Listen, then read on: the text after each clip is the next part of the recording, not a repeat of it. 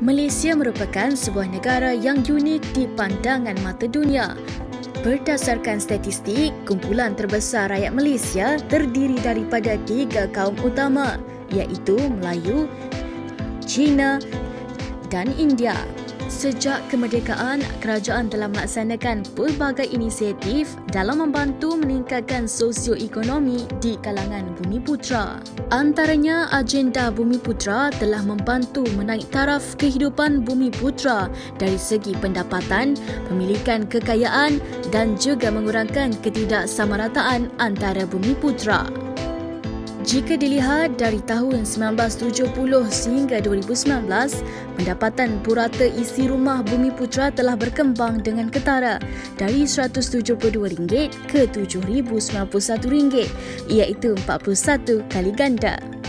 Namun begitu, kedudukan sosioekonomi Bumiputera masih perlu dilonjakkan meskipun pelbagai kejayaan telah dicapai. Selepas 50 tahun dasar ekonomi baru diperkenalkan, sasaran pemilikan ekuiti korporat oleh golongan Bumiputera sebanyak 30% masih tidak tercapai. Memburukkan lagi keadaan, masalah pandemik COVID-19 yang kian melumpuhkan ekonomi dunia turut memberi kesan yang mendalam buat negara. Ia sekaligus akan mendorong impak negatif kepada golongan Bumiputera dalam meraih pemilikan ekuiti korporat.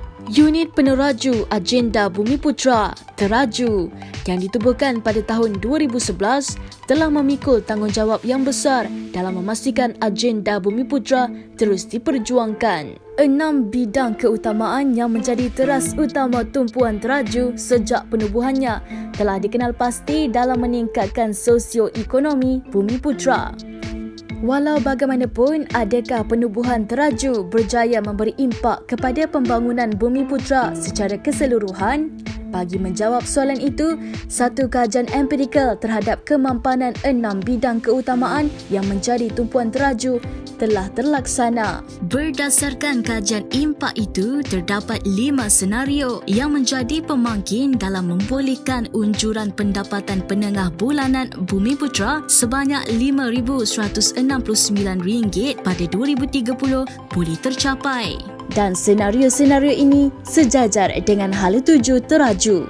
Pendapatan penengah dapat memberi idea yang umum berkenaan dengan keadaan ekonomi Bumiputera tersebut di Malaysia. Walaupun pendapatan khusus setiap Bumiputera berbeza, ia memberi kita asas untuk menggagarkan pendapatan Bumiputera di Malaysia ini. Ia merupakan salah satu tanda ukur untuk membandingkan jurang pendapatan antara Bumiputera dengan kaum-kaum yang lain. Sekiranya kaum Bumiputera tidak mencapai sasaran pendapatan penengah pada tahun 2023 tersebut, Bumiputera akan ketinggalan dari segi pendapatan.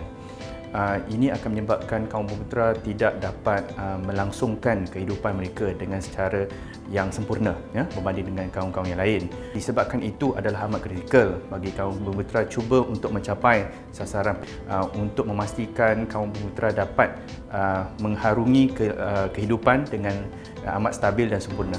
Bukan itu sahaja, Majlis Kemakmuran Bumiputera MKB telah membentangkan hala tuju baharu agenda Bumiputera untuk 10 tahun akan datang yang dinamakan Tindakan Pembangunan Bumiputera 2030. Ia berteraskan kepada 7 sektor-sektor ekonomi bernilai tinggi dan 7 bidang keutamaan yang merangkumi pembangunan projek dan inisiatif-inisiatif yang berpotensi. Pemerkasaan agenda Bumiputera memerlukan pelaksanaan intervensi strategik yang berani dan radikal. Ia juga memerlukan peranan bersama dalam memacu usaha itu yang menjurus kepada satu impian agar masa hadapan lebih baik untuk generasi Bumiputera akan datang.